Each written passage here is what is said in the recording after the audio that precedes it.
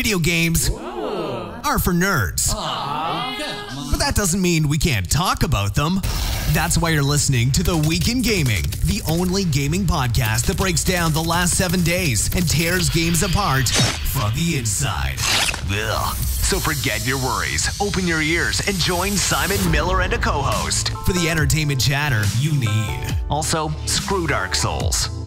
Hello and welcome to The Week in Gaming. My name is Simon Miller and this is indeed a podcast about video games. Before we go anywhere, I want to thank you for downloading this or listening or streaming, whatever you do, to put my voice in your ears. It's much appreciated. And if you do need some context or you like a big intro or you just want more details about what this is, I have been involved in video games for around the last 10 years or so. Now I'm trying to be involved in as many things as I can because I don't like to sleep. And one of the things I like to do every Monday is just kind of survey the video game scene over the last 7 days and talk about it. As always, I do that with my man Sam, who's on the other end of the line. How you doing today, Sam? Yeah, I'm not doing too bad. I think you could say you're sort of overwatching the video game world. Nice, which ties into where Sam has been over the last few days, which we're going to talk about after we get some other nonsense out of the way first. But yeah, I mean, as always, there are some things we're going to talk about, but man, we are in the lull of the video game stratosphere at the moment. I think this is one of the, I know we say this every week, but I still think it's important to point out, this is one of the dullest, I think, summer down periods we've ever had, or at least in recent memory ever. Like, there's nothing exciting coming out at all. I know people are looking forward to Spyro and stuff next month, which is fine. I don't mind HD collections or remakes, but in terms of actually, even for the rest of the year, it just feels like we've already hit the wall to me. I don't want to be too negative or anything like that, but it certainly just feels like downtime at the moment. Yeah, there's a lot of like yearly installments, and I find it hard to get enthused over things like Battlefield and Call of Duty, which obviously people are, and there's Spider-Man and things like that, but there's nothing like Death Stranding or Last of Us level that is sort of coming our way. I think Spider-Man's the closest thing. It went gold today, didn't it? Yeah, it went gold today. I saw everyone getting excited about that. And it does look good. I did a lot of reading and research after you kind of sung its praises, and it does look good. I don't even like Spider-Man. As I've said before on this podcast, they've done a good enough job that I am interested. So maybe we'll get to September and things will kick up again. I don't know. But yeah, at the moment I was just like, I don't know, it's just nothing. It just feels empty to me. It feels empty and stuff. Anyway, so what we thought we'd do is, me and Sam had a brief conversation earlier, and I said, look, we're halfway through the year, basically, just over now. Let's talk about the 10 best games of the year. I'll pick 5, you pick 5. A couple of them are going to be asterisks, which we'll get to as we go through, but I think it's always nice to have that conversation, because usually it sparks debate, and if you are watching this on YouTube, which you can at youtube.com/the Middle Report Rules, get involved in the comments, let us know, and Twitter at Simon316, Instagram, all that stuff, you can get involved and tell us, yeah, what do you agree? Do you not agree? Any games that we've missed? Anything like that. And of course, I will say before we get into the podcast as well, please do go and support the podcast at patreon.com/Simon316. There's links everywhere. Like I say, even $1 makes this all easier. So, Sam, I will pass the buck to you first. Tell me, and again, this is in no order. I'm not saying the first one you're going to say is your best game, unless you want to make that, you can. But I'm saying there's no pressure. But top 5 games of the year in no particular order. What's your first one you're throwing in there? I think I've got to put the Persistence in there. Just released for PSVR. The Persistence is just a really good, like, horror game, but not trying to, because I feel like with VR, a lot of people try too hard to make it like a VR, like, spookathon. But this is just a roguelike survival horror, makes you feel very vulnerable. And you know that roguelite loop where you sort of have soft progression, things like that? Yeah. It's just a really solid VR game, and it doesn't feel the need to make everything virtual, if that makes sense. So you're playing a DualShock with the headset, and I think a lot of games need to realize if they need that, they need that. You don't need to have the move controls and have arms flailing about if it doesn't call for it. And I think a lot of games try to sort of wedge it in to make it as immersive as possible. But it's pretty damn immersive with the TV screen strapped to your face. Well, that's the thing. I don't mind it just being a controller or whatever they want to sort of come up with to do. I mean, Batman did that, right? Or did Batman? Yeah, Batman was just controller, wasn't it? And that's my favourite VR game for obvious reasons. I think it was both. So I think you could use both controls. I'm all right with that. I don't think there's anything. It all depends what suits the game, right? I mean, video game developers do that a lot. I mean, I always go back to Batman Arkham Knight. I love Batman Arkham Knight. I gave it 10 out of 10. I stand by that to this day. But that doesn't mean it wasn't flawed. It absolutely was, mainly because the Batmobile, they turned into part of the gameplay where really it should have just been, just there for fun, transportation. Optional. Yeah, exactly. And that was the problem. So I actually prefer developers to do stuff like that. I'm just looking at it now because I don't know much about the persistence. Is it terrifying? It looks terrifying. It can be terrifying, just like it's not scripted horror where it's like, whoa, boo, jump scares, because it's procedurally generated stuff and there's mutants and everything. So it's a lot sneaky about making sure your flashlight is turned off so as to not attract them. But then again, if you make too much noise, you could hear a growl, and obviously with headsets on in VR, VR makes everything worse. In your face, it's like, oh shit. So yeah, it's really, it translates the FPS. The VR is best when it translates FPS or first-person game into where it isn't. It's got 3 comfort options, which is really cool.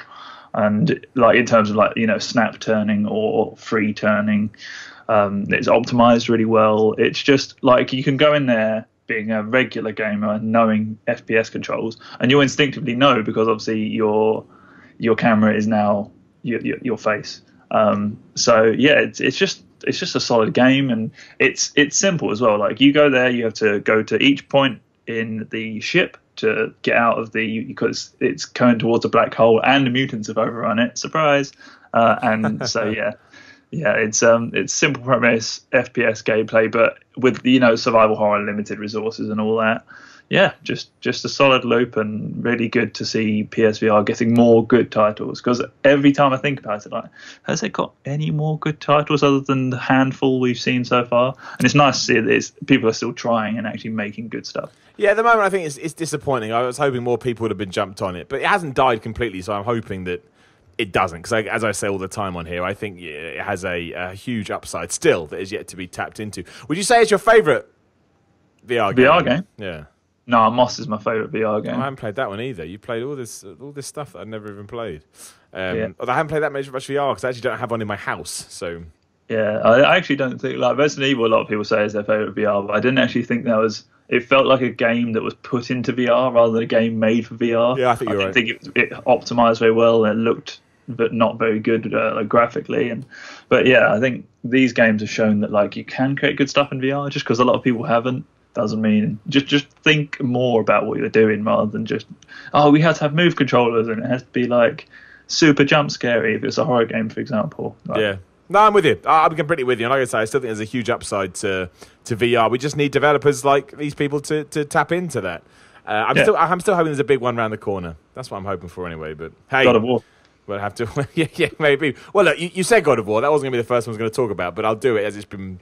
As you've mentioned, that would be on my list so far. It's again, I'm doing a very, very slow Let's Play series on my YouTube channel at the moment, to be fair, because life keeps happening. As I do this right now, I have a broken collarbone, for example. Really hard to play games. I managed to get a little bit done last week, but then I was like, I had to stop. But anyway, that's neither here nor there. But yeah, in terms of... Because the thing I find most fascinating about God of War, and this was the point of the Let's Play too, I don't like the kid. I think the kid does bring something new to proceedings, and I don't think it ruins the game by any stretch of the imagination, but I feel like we could have gone in a more God of War-y direction without all that, and all the kind of extra bits they've added, lowering the camera down, more of a third person rather than top-heavy game. It's the presentation and the execution that makes God of War good, not the fact that he's now got a kid. And really, a lot of people said this, and I know we talked about this before, but just to cover old ground, saying that Kratos as a character doesn't have any depth until this game, I disagree. I think the reason he works so well here is because of everything he's built up over the last 10 years or whatever it's been. And all Sony Santa Monica did here was... Yeah, like I say, find a way to re-tap into that and make him feel more humanised. Now, I don't want to criticise it too much because it sold loads of copies. Ultimately, this game has now rejuvenated that franchise and turned it into a behemoth. But it doesn't change the fact that... And I don't even like the story necessarily here. And I think, as I said before, and people get mad about this, I much prefer Greek mythology. I just do. However, the combat is great. It looks great. Everything is really hard-hitting. Kratos and the kid is really well thought out. Some of the peripheral characters not as good, but those two are really, really well thought out. And I just think it's an incredible PS4 exclusive, even more so when you remember that Microsoft has nothing to match it whatsoever. There's nothing like that on the PS4. I mean, I guess that's kind of the stuff that Remedy were trying to do, but even if you liked or disliked those games, they're not doing that for Microsoft right now, obviously, in any sense, not even tied up with them anymore. So Yeah, I just think it's a wonderful game. I think it's also a game, given how it's structured, that is, ripe for DLC, and I think a lot of people would enjoy that. So, yeah, I love God of War anyway. I'm biased towards Kratos, but I still think what they produced, Sony Santa Monica, is top stuff. So do you just like the kid from a gameplay or a narrative perspective, or both? A bit of both, because I don't... Like, when I'm fighting as Kratos, you can use arrows and get the kid to do stuff. And obviously, it's cool the way that develops more and more and ties into your ever-expanding skill set. But I just think to myself, I'd rather not do that. That's what I keep thinking to myself. I don't feel like I need to do this. I feel like I could easily just be concentrating on my own battle and still enjoying it. And actually, sometimes I think, oh, now I've got to do that. Don't massively feel like I need to, if that makes sense. I feel like it's something I have to do and not necessarily that I want to do. But, it doesn't take anything away from the game. That's a personal preference. I'm not shitting on it at all. I think it really is, especially for people that just like big, polished video games, there are a lot of people out there like that, which is fine. Like, I've got no problem with that whatsoever. Again, literally, at some point this evening, if you're listening, this will go up on the YouTube channel tomorrow, but if you're listening on SoundCloud or iTunes or whatever, I'm putting a review up of Mission Impossible Fallout because I love dumb shit. And I think God of War falls into that category perfectly, because sometimes you just want to sit down and have fun, and that is what these experiences do. And I got no problem with it. Dwayne "The Rock" Johnson films for video games. Well, that is... Or is that a bit offensive? It's The Rock, isn't it? And The Rock brings with it a whole bag of problems. But yes, it is that exact thing. Or I will say, I think Tom Cruise is a much better. I much prefer him in the action role than The Rock. We don't need to talk about it. Sam, game 2. I'm going to go with the Spectrum Retreat. We talked about that very recently. We did. Look at it. It's making a repeat now, which means it must have made a big impression on you. Yeah, I mean, I loved it from start to finish. It's one of these games that I love puzzle games when they have a good narrative, and that sounds so dumb because like it's such a simple sentence, but like puzzle games for me, it's just like you have the best puzzles in the world, but I'm not going to spend more than half an hour on them if it's just puzzle to puzzle to puzzle to puzzle. And I really like a good mystery as well, and that's really good. You're in this hotel and you don't know why you're here, and you have to solve puzzles to get out. I like the foreboding sense of intrigue. I'm always good with that. Yeah, and it's unnerving. It's got this whole sort of like you're surrounded by androids and you just have no idea what's going on, and you just have to maintain this facade but hope that they're not onto what you're trying to do. It's a relatively short game, but as we've talked about, length doesn't matter. It's as long as it needs to be to get its point across. It's just a very, very fun sit down. I could probably play it in one sitting if I was to replay it. Just a really solid game, and obviously whoever created it shouldn't really affect it, but the fact that it's a one-man university student with the help of a studio, so the bulk of the work done by a university student, just crazy. Like, it's just a testament to how if you have a good idea, you can make great stuff no matter who you are or what you're doing.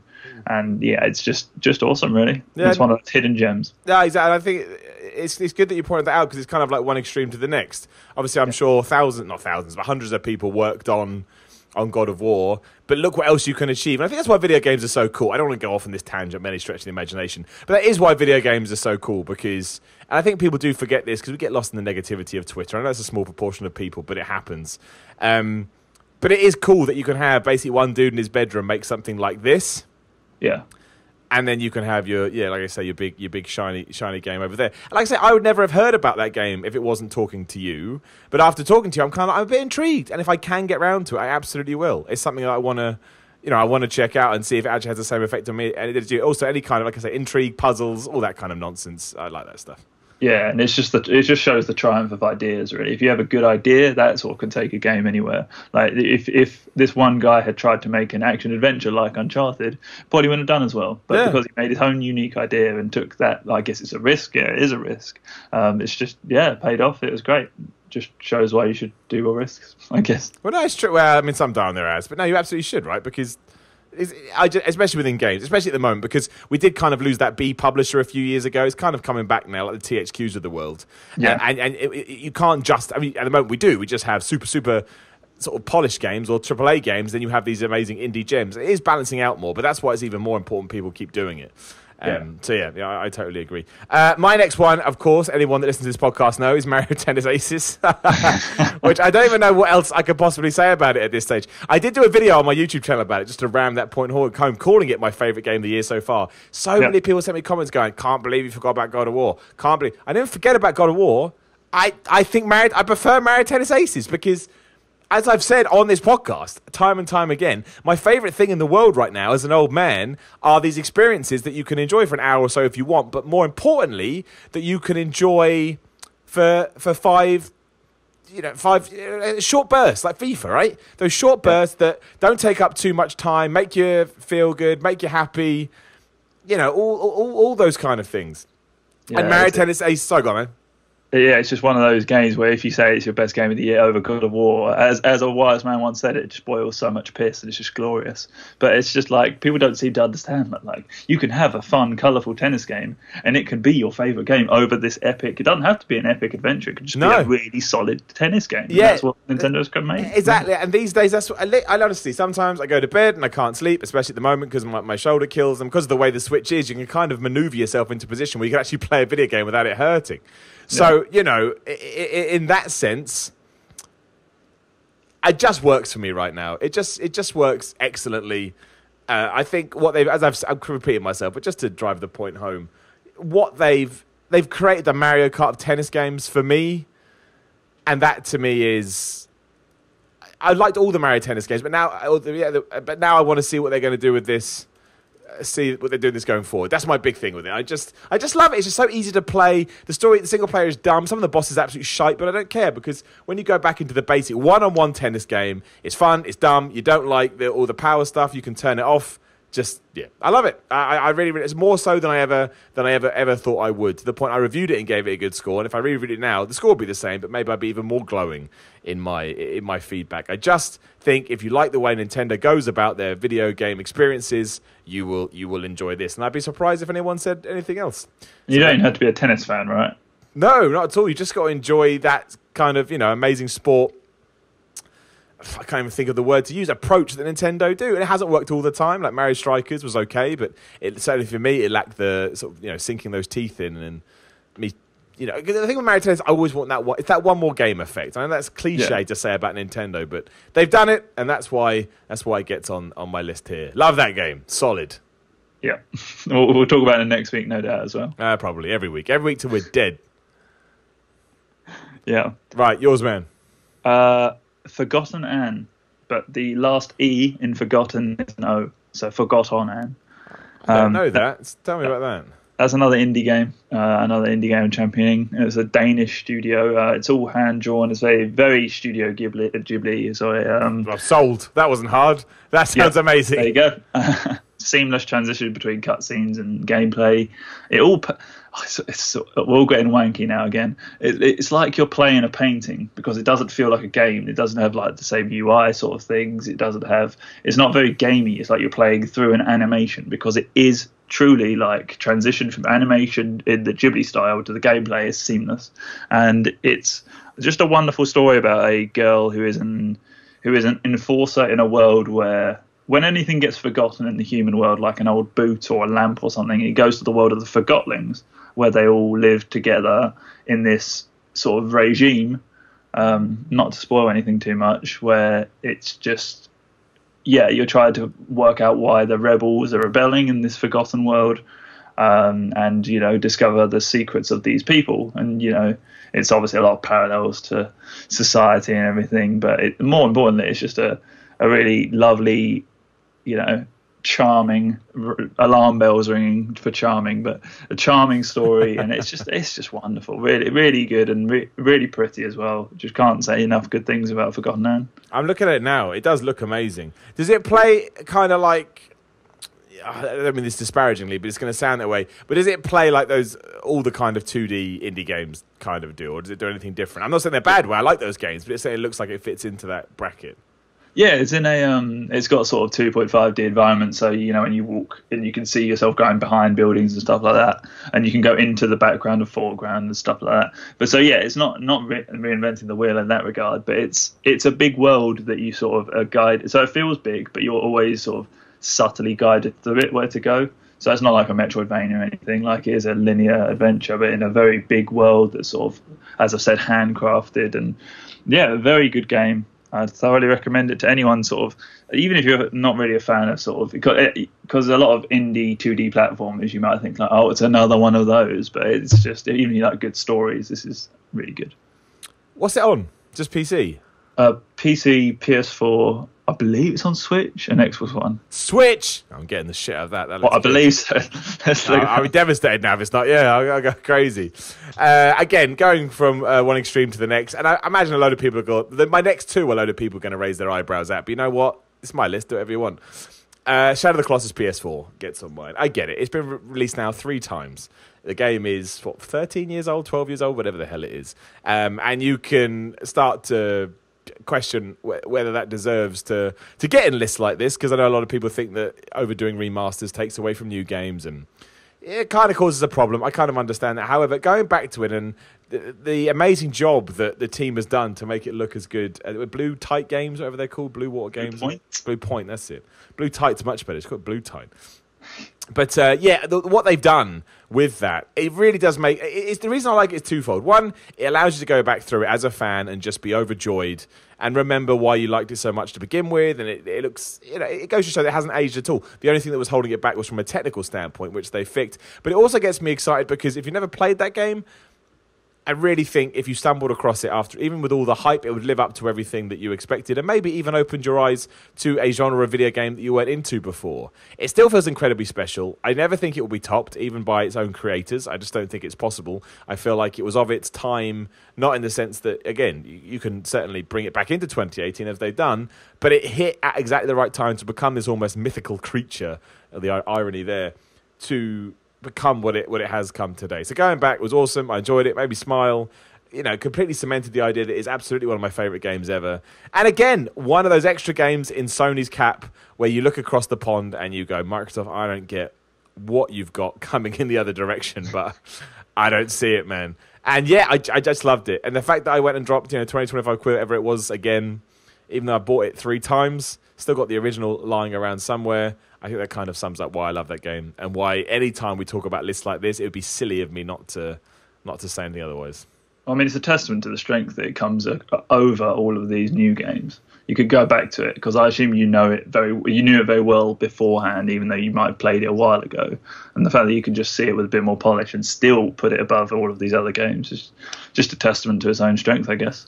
Yeah, it gets me excited knowing that loads of new people have found that. It sold pretty well, certainly better than the original sold, I think. And it's a shame that, this doesn't rejuvenate Team Ico or anything like that. As far as I'm concerned, they're dead. I stand by the fact that I believe, I don't want to shit on The Last Guardian, but it was a disappointment to me and really should have been killed. I don't think it should have come out. I don't think it helped them at all. I know some people love it, but not personally for me. But yeah, we're talking about favourite 5 games of the year. That's not what the title's going to be. It's going to be best games because I need those clicks. But yeah, that it has to go in. If it didn't, I'd be lying, and I ain't no liar. So yeah, that goes in there as well. If you hated that one, the next one you go nuts. But Sam, you get in there first. Okay, well, I'm going to asterisk this one because this was one I expected to be one of my favourite games of the year, and is my biggest disappointment of the year. Nice. And it's A Way Out. Honestly, A Way Out.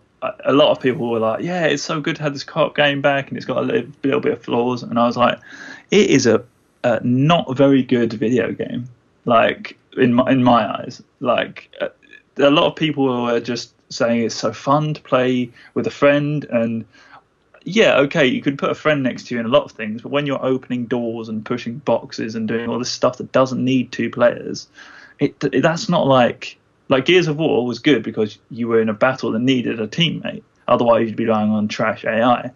Not trash, but you know what I mean.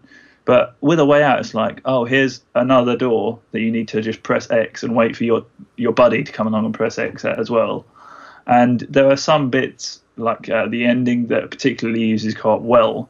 But a lot of it is just like, hey, do you want to play a darts minigame, or do you want to help me push this box? Or it's just like you're doing menial stuff, and it's just not a very fun experience going from set piece to set piece and either doing quick time events or just timing things with your partner or whatever, and with a story that's not very good either. And I'm sounding like I'm shitting on it, but and I think you could sort of tell from the dialogue it's a bit awkward. I don't think it's English is their native language. I think you'll have to quote me on that, but it just doesn't seem like any of it was at the strength enough to make it a really great co-op experience. Like if I was someone looking at that saying, should I fund a co-op experience? I don't think I'm going to be like, oh yeah, that is a testament to how well it can work. And it seems like I'm in the minority. A lot of people seem to love it, but I don't hate it. It was just so far below what I wanted it to be. And I didn't hype it at all. I don't board hype trains, but it's just when we were just like, me and my friend were both saying, we're just doing boring stuff. Like we're just moving through this game and just sort of, like I say, just going to doors, pushing boxes around, just walking about, and it just was a bit tedious, really. Have you played A Way Out? No, and that's my point, is that I do buy into hype trains. I'm very easy. If something sort of gets me, I go with it. I'm like, yeah, brilliant. Yeah. But I'm also very good at not letting them ruin my life. Some people are. So. This is the weird thing. After it came out, E3 was kind of the big, not this year, obviously, last year, whenever it was when really people started to talk about it. And I love the concept, I love the trailer, I love the gameplay, I loved everything that was coming out about it. And yet here we are, still haven't played it. And I think that kind of sums up my opinion on it. No matter what I thought of it, it didn't do enough to convert that into a purchase. And admittedly, that could be a lot to do with me. And like I said, I'm busy and I'm much more focused on quick hit games. But I am surprised that I never got round to playing it, but maybe hearing your take on it, maybe deep down I just thought they weren't actually going to live up to the experience that I hoped they were going to. Yeah. But no, I haven't played it, and I've still got no interest. And not just because of what you said there, just in general, I've got no interest in playing it, and I can't tell you why. I don't have an answer to that, but it is how I feel about it. It's a testament to what I think the appeal is, because a lot of people are saying it's good for a co-op game, and a lot of people look at it and go, yeah, that is a co-op game, but nobody really is like, I want to see that story in action and I want to see more of those characters. Nobody talks about that. Nobody talks about the actual content. They all talk about the fact that it's co-op, and I think that's because like that is the main sell. If this was a standalone game, people would be like, the characters are weak, the story's weak, and this is sort of not just a sort of, it feels like sort of the B movie of prison escapes, like the Shawshank Redemption, but knocked down a few notches. And so it seems like everyone's like, oh, this is good because it lets you play with your friends. But I mean, like, I'd like it to also be good and let me play with my friends. You know what I mean? Yeah, of course. People have done that in the past with Gears of War. Like I say, co-op can be done very well, and just because there's not very many of them out there doesn't mean I'll just sort of take what I can get and be like, okay, cool, at least it's co-op. Like, I'd still like to. I feel like it's a very entertaining game in its own right. Co-op makes things better, but co-op is not enough. Like it can't be everything, because it just can't be. It's just not enough, because too many games do co-op well for all of a sudden it to feel like some fun novel thing. It's not a novelty anymore. It's actually something most people should be trying to work into their games these days anyway, because it makes it better. Yeah, simple as that. So no, I'm not going to play it. It is. I mean, honestly, before that, I just wasn't. I knew I wasn't. It's just I don't know. I can't explain it, but I'm not surprised it's there. Just to wind up people more, my next game, which certainly has an asterisk next to it to a certain point, but I played it on the Switch, so it still counts, even though it came out last year, is South Park: The Fractured But Whole. It came out in 2018, so it's another port basically. But I didn't get around to playing anything else. I played it on Nintendo Switch, and it is as good as The Stick of Truth. I mean, technically, I don't really feel like we need. The combat is fine. I don't necessarily like all the square stuff. I don't know what you'd call it. They basically expanded the combat. So the grid system. Yeah, the grid system. That's the way to put it. Yeah, they've expanded the grid system, so it feels a little bit more complicated, a little bit more like you're actually doing stuff. But it's kind of I don't play the South Park games for that. I play the South Park games because they make me laugh. I enjoyed them. And that's all I need. I would be happy. I don't mind them trying to polish stuff up. I'm going too negative anyway. The point is, it's really, really funny. The story is ridiculous. Matt Stone and Trey Parker are just heroes of mine. I love that game. I love being able to play it on the Switch. I think it fits that formula perfectly. So, again, when I sat down and I started making notes about games that I really enjoyed this year, that gets in there. Simply because I love it. It's as simple as that. It's a stupid choice. I'm sure there's loads of other proper new games that you'd have in yours. That's the raw you, which I'm completely fine with. But yeah, it gets in for me because I love South Park. I remember the kind of shit we used to get before, and it's wonderful to see, like I say, it actually getting two now really good games that match the series as well as they possibly could. Yeah, I've only really played a little bit of the Fractured But Whole, and I'm not a big South Park fan. I don't dislike it. I just sort of, whatever. I know the hits, like the World of Warcraft episode or whatever, and like it was just a really fun game. And a lot of times, I think when you try to transfer humor, especially existing humor like that exists in a series or whatever, going into video games could be really dangerous. But you could tell this has had the love put into it to make it genuinely funny. And yeah, it was just a really funny video games. Just play and explore, and yeah, I think it's the best South Park adaptation to date, from what I understand. So yeah, it's really fun, even for non-South Park fans like myself. Exactly, and again, that's what I look for in games these days. I just want to be entertained. I don't really care about the smaller bit. I just want to be entertained, and it does that effortlessly because it is so funny. And that's all I need. Sam, do you have one more? Yes, which is my number one game of the year. And that's Ni no Kuni 2, Revenant Kingdom. Of course that was going to be on there. Now you've said it, I'm like, of course that makes sense. Yeah. So that's one of the very few 10s I've given. It's the second 10 I've given since I've been in this industry, 2 years. It's not that long, it's not like... It's still there, man. I remember all my 10s. What was the other one you gave it to? You probably told me before. Danganronpa 1-2 Reload. Of course it was. Why wouldn't it be there? I love it. But yeah, I almost gave Resident Evil 7 a 10, but I was talked off the ledge for that one. But yeah, no, Ni no Kuni 2, just solidly a 10 in my eyes. It's again, Studio Ghibli looking game. It's absolutely gorgeous. Like I said, Forgotten Anne looks good, but Ni no Kuni is gorgeous. It is so bright and colourful, and when people grab a style and they're like, literally, we're going to go all in, all our chips in with this style, and we are going to push this to the max it could possibly be. Like with Borderlands, I think, and you just recognise, that I've never seen what that is in game, but because of the style it's in, I can tell that's from Ni no Kuni 2. Or Ni no Kuni 1 as well. Yeah. And it's just such an awesome RPG because the story is simple and it's like a fairy tale. You're trying to get the land back to, how it was, because there's corruption over the land. And you go through these epic kingdoms to try and convince people to join your forces. And it doesn't reinvent the wheel in that regard, but it's just got these 3 pillars, which is like the world exploring and the third-person action RPG combat. And then you've just got the sort of side quests and things, and you've got armies that you can rotate in a sort of, I don't know, baby's first Total War sort of thing. And it's just so good because there's so much in there, and it's all really accessible as well. Like, I feel like with a lot of JRPGs, I look at it and I'm like, nope, because it's just so like a brick wall. It's impenetrable. Like with Final Fantasy, that franchise is impenetrable for newcomers. But Ni no Kuni 2 stands its own product. It's not really related to 1 in that sense, and it's just so wonderful and simple joy of saving the world. And yeah, I haven't got enough good things to say about it. So yeah, definitely recommend everyone to try that out, and it's got tons of content as well. It's just so much to get through.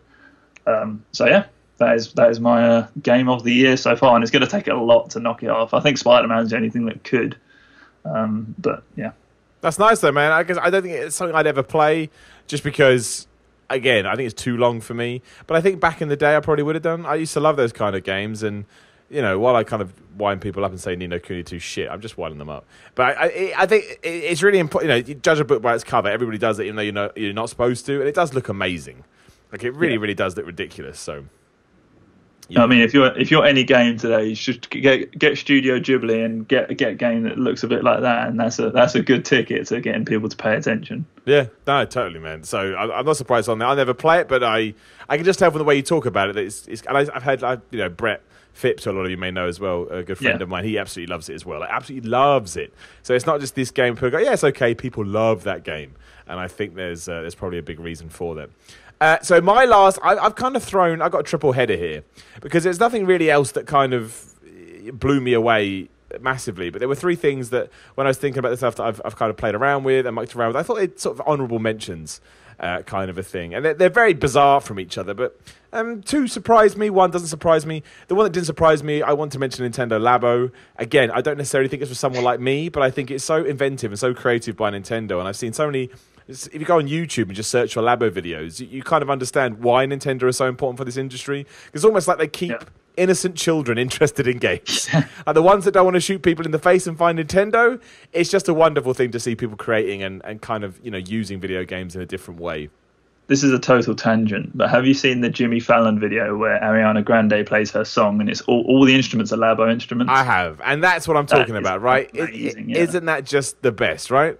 Yeah, like I'm not bothered about Labo, but when I saw that, I was like, that is damn impressive. Yeah, it's not even something I'd necessarily use.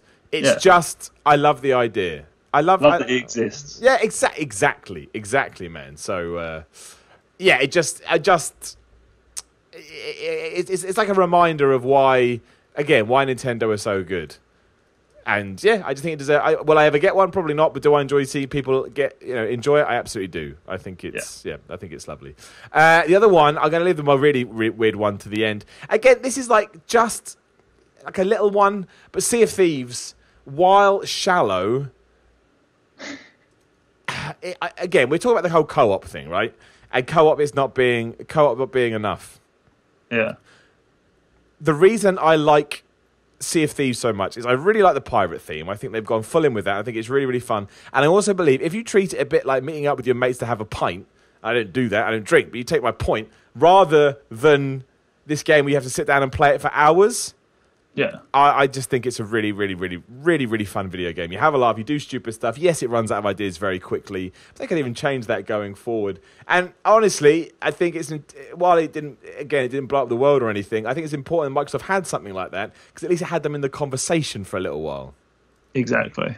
And as a side note, the water in that game looks incredible. Oh, yeah. I don't know what they're doing in that studio, but I mean, that is the best looking water I've seen for a while. Oh, absolutely. It's a really, really, really solid, again, not special, but solid video game that is a great way to bring people together. And I think games need to do that more. And the last one, just as a quick aside, because I never thought I'd like this, but hey, I did. Dissidia Final Fantasy NT, a fighting game for a franchise I don't even like.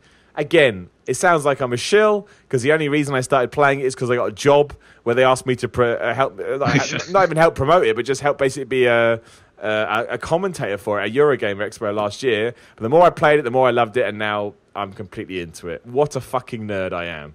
Again, it's really easy to just dive into that and just three people just hammering at each other, and you just try and fire this crystal when it's crazy, and it's really, really fun, I think. I totally agree with you. Yeah, I know that it's kind of intimidating, when you first look at it, and I felt the same. But when you actually break it down, it's much easier than you think, but also has loads of depth. It's just a really good game. Wouldn't be on my favourite list, but as an honourable mention, sort of piling three games in together. Yeah. I think that it's just really, really good.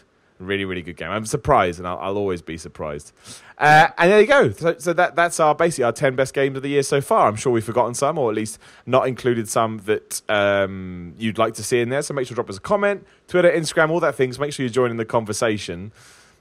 There is some other stuff we do have to talk about, because before we talk about the news, Sam, as you must be absolutely knackered as we're having this conversation, because you only flew back from New York this morning, and it's only 5:45 now. Now, you were checking out basically a big Overwatch tournament, right? Yeah, the Overwatch League finals between the London Spitfire and the Philadelphia Fusion. Now, that is crazy to think about how far we've come with all of this, especially given... Again, you told me how lavish it was and how over the top it was and the people they had there. Just walk me through it, man. Like, what was the experience like? Yeah, well, this is sort of, with eSports tournaments, you usually get like 8 people, 8 teams, 16 teams, something like that, because you usually host the whole thing there. But it's sort of unprecedented to have the finals there, like an FA Cup final where there's only 2 teams. But it's enough to sell out 11,000 seats in Barclays Centre in Brooklyn. And, we found out before the event that ticket reselling prices were higher than, for the same venue, higher than Elton John, higher than Drake, higher, like $150 for reselling tickets because people were so desperate to go to this event. And like the Overwatch League is just crazy successful right now. London Spitfire won $1 million for their troubles. Fucking hell. Yesterday. Not yesterday, Saturday. And it's just, crazy. And with rumours that the next franchise slots could be anywhere up to $60 million to buy. It's crazy. It's just going to be... I think it's just only going to go up, to be honest. Like, if you're selling out the Barclays Centre with your first season, the finals, with only 2 teams there, that's just crazy. And it was a real good spectacle as well, like you said. It was about the fans being there. It was a celebration of the game. There were like almost no technical issues, which is that's good for an esports tournament. And yeah, DJ Khaled was there. Can't forget that. Just very, very bizarre choice, really. And yeah, I mean, Overwatch League is just crazy. It's like the biggest thing in esports right now. It's being shown on ESPN, being shown on Disney. It's madness. So yeah, really good event. A great venue, and it'll be interesting to see where it comes, because it's meant to be being city based at some point. So London Spitfire will be in London, and they'll play their matches in London at home, and then Philadelphia Fusion, etc., etc. So yeah, it'll be interesting to see where it goes. But Overwatch League, yeah, really, really cool, really good to keep an eye on if you go into season 2, which will start at some point. Are you surprised that obviously you've just thrown a load of numbers at us that prove how big it is, and yet it still hasn't cracked the mainstream? Do you find that crazy? It has to a certain extent, but also, well, it hasn't. Yeah, it's still esports, right? It's not. Yeah, exactly. And you still, it's not like, I know this is a very, very, very niche example, and of course they're going to think this, but I kind of listen to TalkSport here and there, and every time there's an esports thing, they absolutely shit over it and say how ridiculous it is, because they have no clue. It's ignorance, right? They don't understand what it's become. And yet when you hear the figures, and 11,000 people and $1 million, and all these facts that prove that it is a viable, not only a viable thing, but like almost a reflection of your success if you can break into it. Are you surprised that obviously you're getting flown over as a journalist, you're getting flown over to see these things, and yet still, because a lot of people predicted this would have happened by now, it hasn't blown up in the way that maybe it could have been, or maybe it will in the future? I mean, it's blown up to an extent, but it's just a case of like, because there's a lot of people just like, it's just moving your thumbs. I could do that. And exactly. Like, yeah. Like, if you could do that, you'd be doing that. Like, don't. That's just the worst argument. I'd love to see them do what they do. And yeah, you're right. It hasn't cracked the mainstream, but it's slowly and surely getting there. And I just don't think it needs to crack the mainstream. Because, like, I assume you mean by cracking the mainstream being a centerpiece on television and stuff like that. But I think it is always going to remain its own audience and keep with Twitch and things like that. It's sort of ushering a new sort of era of media where, because people aren't, like, if you look at the I haven't got the stats to hand, but if you look at how many 18 to 24-year-olds watch TV compared to watching YouTube and Twitch, that's skewing in Twitch and YouTube's favour, which then skews in esports' favour. And yeah, and I don't understand the need to shit on it, to be honest. It's like, nobody would ever shit on curling or like volleyball or darts, because it's just another sport. There's no need to. But for some reason, because it's a video game and video games has always been vilified, people were just like, oh, it's just moving your thumbs. It's just spotty nerds playing. I'm not saying they're not spotty nerds, because some of them are. So we all are spotty nerds at some point. We all love video games, and we've all had spots. But yeah. And we're nerds. Exactly. We're all nerds. Embrace it. But yeah, no, it's just, if you don't believe in it, I mean, like, you can not believe in it if you want. These people are earning, like, the Dota International, the team won $24 million last year. That's insane. And that they each won more than the Masters of golf combined. Like, each one of them won more than the first place winner of the Masters. Yeah, that's crazy. And you can be like, oh, it's not real, but like, they're earning millions of dollars, so they don't give a shit if you think it's real, really. So yeah, that was my rant about esports. No, but you're right there, man. You're 100% right, because it's all there. It just needs something to tip it over the edge, and that's been coming for a while. I'm just surprised it's not there yet, especially again with everything you just told me. And it's a viable career path as well, and it has an audience. That's what a sport is. I don't care. You can break down sport into whatever you want. That is what a sport is. There's competition. There's an audience. There's people that are skilled at it. That's what sport is. So I mean, we'll see what happens. It sounds like did you enjoy yourself? I mean, it sounds like a good trip, if nothing else. Yeah, very cool. It's good to see DJ Khaled. On a side note, everyone is telling me like, yeah, he's just gonna shout his name, and I'm like, oh, don't be silly. He won't just shout his name, and that's exactly what he did.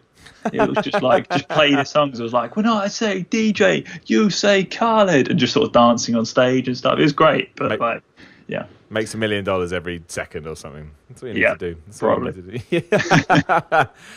Right, so there is one piece of news I do want to talk about before we wrap up, because it's something we mention all the time on this podcast, and now there actually is some kind of news. I know Activision will do it as well, obviously, but apparently EA is interested in making a Battle Royale game.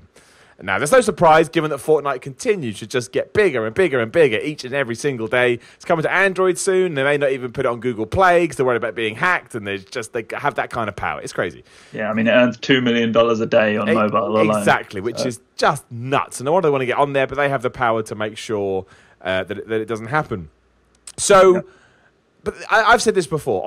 The market is obviously huge, and Fortnite is a huge video game. But I still think there is a way, and I'm hoping Black Ops 4 does this later in the year, to take it and refine it's the wrong word, because obviously Fortnite is doing something great. You can't argue that. But there is an avenue that hasn't been explored yet, and I think it's going to take an Activision or an EA or an Ubisoft to have the balls to put themselves out there. Because if it goes wrong and you're one of these big developers and publishers, you are going to get absolutely murdered for it, and try and come up with a way to take what's there, but. I can't. You can argue why would we want to tweak it a little bit, because I just feel like there's something that we could do with it. I don't know what the answer is. I'm glad you said that, because it's like, I feel like if EA release it, they've got to have something unique. They can't just have a reskin, because you could argue that Fortnite was a reskin, but Fortnite changed the fundamentals of what PUBG did with the building. So that was like, you either like PUBG or Fortnite. It's not the same space, if you know what I mean. And EA needs to create its own thing where it's like, oh, I like that instead of Fortnite. Because if you make something that is essentially Fortnite, people aren't going to come to you. No. And I assume they'll do the same thing Fortnite does in terms of the microtransactions. And if they produce something bad, and with the microtransactions, again, they're going to get slaughtered. So they really need to tread carefully, I think, because they're going to riddle it with microtransactions, obviously. So they need to make sure it's a good game as well. Otherwise, they're just going to have a Battlefront 2 all over again. Yeah, no, it's true. And that's why I think they need... That almost helps it, because it means they can't screw around with it, and that's why I get excited about it, because I don't know what it is when I play it, but I like the idea here, but something needs to be tweaked for me, and I think there'll be millions of players like that with me. And I know people hate EA, but they got to become EA by knowing what they're doing to a certain degree, and I totally believe they'll be able to do that again within the confines of what a battle royale game is, or at least I like to think that would be the case. Yeah, and it's like with Radical Heights, it didn't do enough different. It was a good reskin in terms of the 80s theme, but it didn't reinvent Battle Royale enough to guarantee its success. But EA needs to sort of seriously think how it can move into that space in a meaningful way.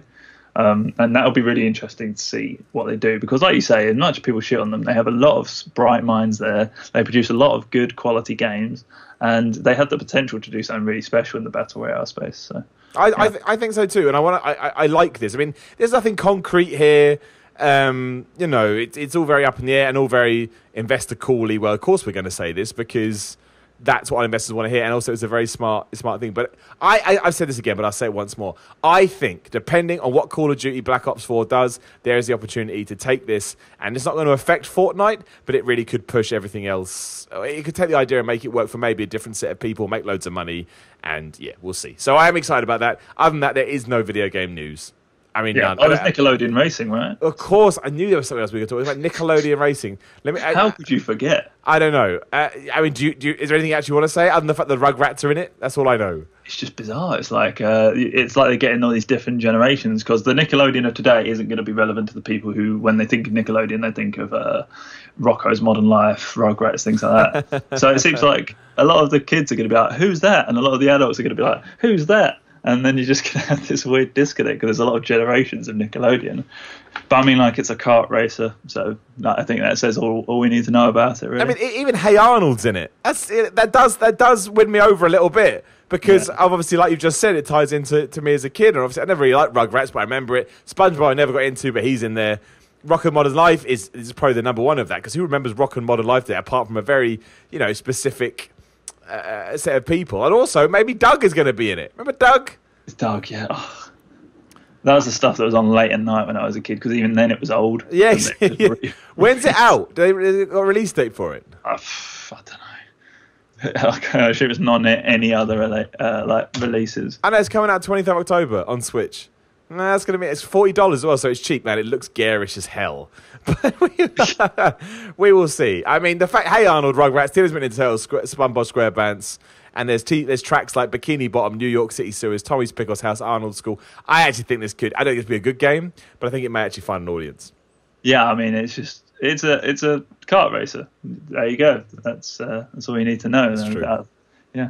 It's true. It's true. Well, there you go. There is everything that's been going down the week in gaming. The fact that Sam and I talked about 10 games that we've loved kind of sums it up. I mean, next week's August. So That is.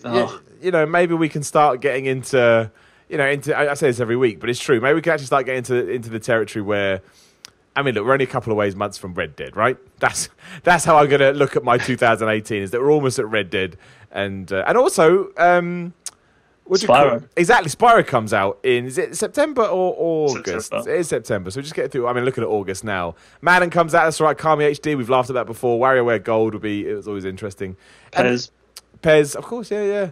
And that new episode of The Walking Dead comes out. And Guacamelee 2, actually. I'm very excited about Guacamelee 2, but that's not out for a few weeks. We'll definitely go in hard. We're definitely going hard with that. Anyway, that is the week in gaming. Sam, thank you as always for joining me. It's always my pleasure. Thank you, indeed. My pleasure as well. And yeah, do let us know what games we missed, what games you'd like to go in there. Do you agree? Do you disagree? Maybe you liked A Way Out. I don't know. The only way is to come and let us know.